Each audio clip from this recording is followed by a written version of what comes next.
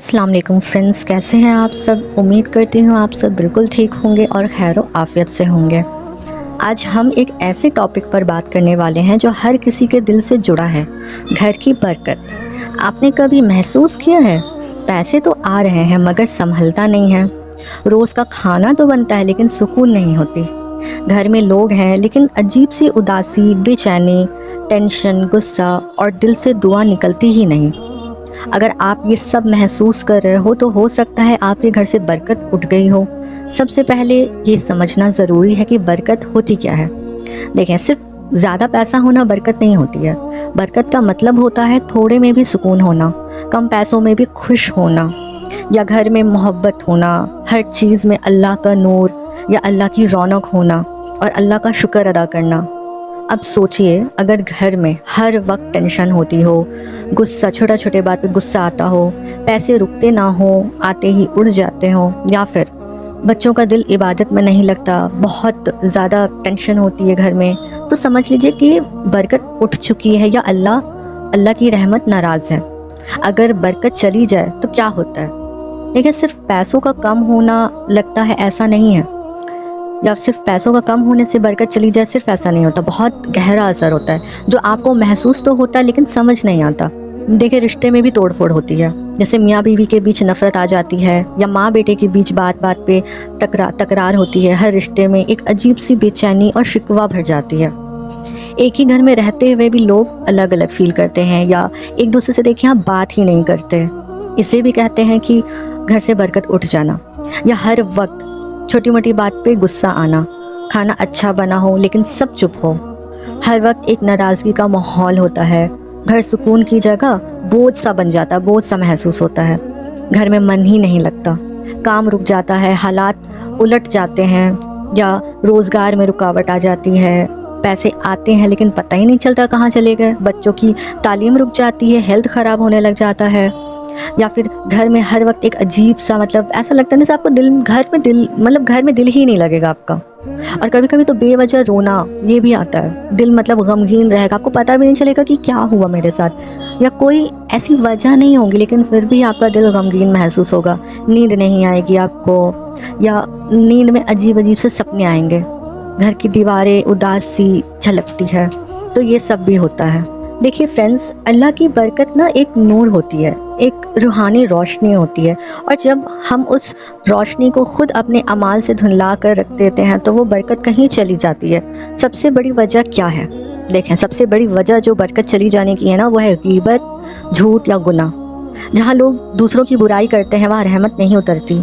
अल्लाह नाराज़ होते हैं जब ज़ुबान से ज़िल्लत निकलती है। नमाज और शुक्र को छोड़ देना, जब नमाज छूट जाए या हम घर में नमाज ना पढ़े, कनेक्शन ना हो, तो भी होता है, रहमत घर से चली जाती है।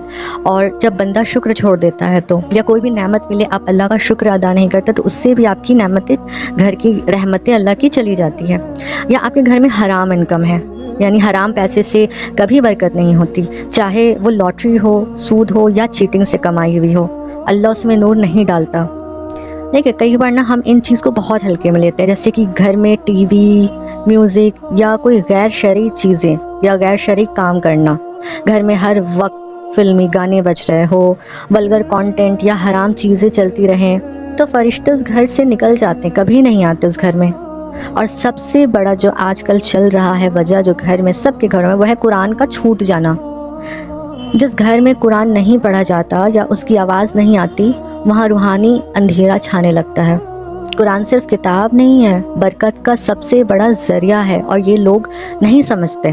तो मेरे दोस्तों, ये सिर्फ दुनिया का मसला नहीं है, ये रूह का मसला है, बरकत का मसला है। चले, अब मैं आपको यही बताती हूँ कि घर में बरकत लाने का क्या अमाल है कुरानी और सुन्नती तरीके से।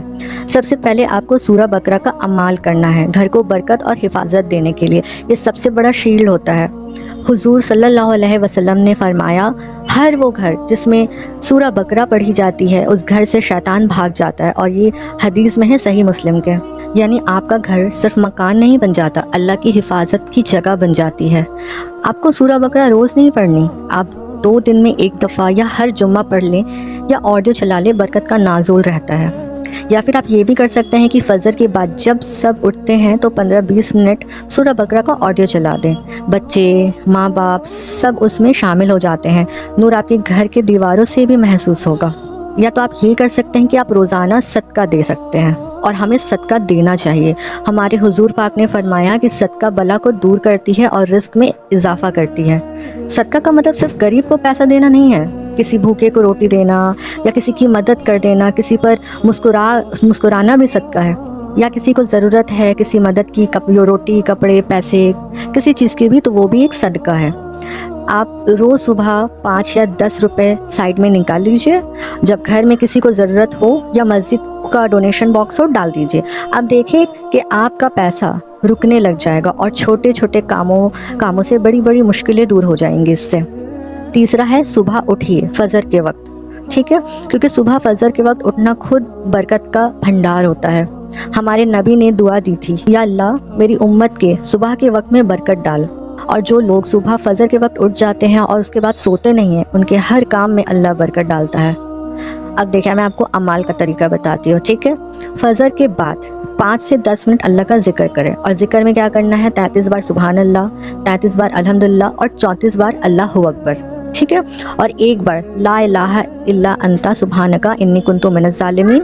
یا پھر آپ یہ پڑھ سکتے ہیں لا الہ الا اللہ وحدہ لا شریک لہ لہ الملک و لہ الحمد وہو علی کل شیء قدیر. یہ سب کچھ صرف 7 منٹ لگے گا، لیکن برکت اتنی ملے گی کہ آپ نے کبھی سوچا بھی نہیں ہوگا. استغفار کا عمل بھی کر سکتے ہیں جو ہر رکاوٹ کو دور کرتی ہے، اور یہ وظیفہ سب سے زیادہ آپ کی طاقتور وظیفہ ہوتی ہے. قرآن میں اللہ نے فرمایا استغفار کرو، اللہ تمہیں مال دے گا، بارش دے گا، اولاد. آپ ڈیلی روٹین بنا لے روز 100 مرتبہ پڑھنے کا. استغفر اللہ ربی من کل ذنبی و اتوب الیہ. گھر میں ہر روز ایک ٹائم فکس کر لیں. دیکھیں آپ اگر پورا استغفار نہیں پڑھ سکتے تو آپ صرف اتنا بھی پڑھ سکتے ہیں، استغفر اللہ استغفر اللہ استغفر اللہ. ٹھیک ہے، اس طرح سے بھی آپ استغفر اللہ کا ورد کر سکتے ہیں شام کو یا صبح کو. ٹھیک ہے، اور مل کے سب پڑھیں. میں یہی کہوں گی کہ سب کے پڑھنے سے زیادہ برکت ہوگی. گھر کے جھگڑے کم ہونے لگیں گے، پیسے رکنے لگیں گے، بچوں کا ذہن کلیئر ہونے لگے گا. اور 5واں ہے سبحان اللہ، الحمدللہ، اللہ اکبر کا ذکر کرنا. رسول نے فرمایا اگر تم اپنے گھر کو جنت کا باغ بنانا چاہتے ہو تو اس میں اللہ کا ذکر زیادہ کرو. یعنی کہ ایک سمپل روٹین بنا لو، ہر روز رات کو سونے سے پہلے مل کے 100 بار سبحان اللہ، الحمدللہ اور اللہ اکبر کا ذکر کریں. گھر میں روحانی سکون لاتا ہے، برکت کا سبب بنتا ہے اور شیطان کو بھی دور کرتا ہے. اس کے بعد گھر کے ہر کونے میں قرآن کی آواز گونجنا چاہیے.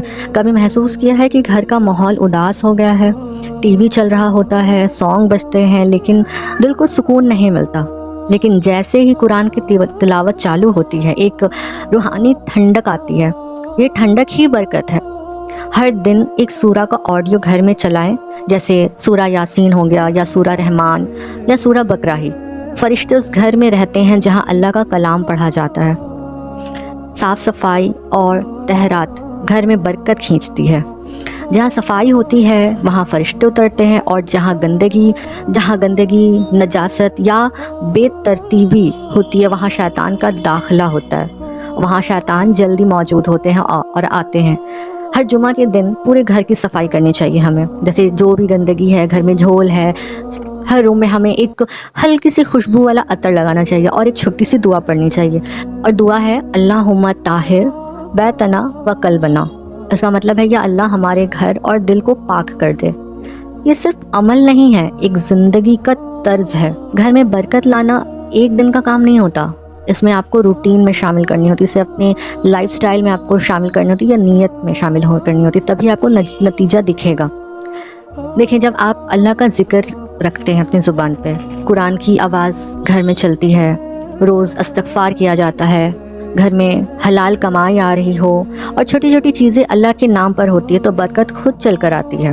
تو یہ ساری چیزیں کریں، الحمدللہ آپ کے گھر میں برکت جو نہیں رہی ہے وہ واپس آ جائے گی. اور یہ بہت زیادہ مشکل چیزیں نہیں ہیں، بہت چھوٹی اور آسان چیزیں ہیں. کیونکہ ہمیں گھر میں ہم دیکھیں نماز چھوڑ دیتے ہیں، اللہ کا ذکر چھوڑ دیتے ہیں، گھر میں لڑائیاں ہوتی اس سے بھی نحوست پھیلتی ہے اور جس سے برکت گھر میں نہیں آتی اور فرشتے چلے جاتے. کیونکہ جن گھروں میں اکثر لڑائی جھگڑے ہوتے ہیں نا، دیکھیں اس گھروں میں بھی فرشتے نہیں آتے.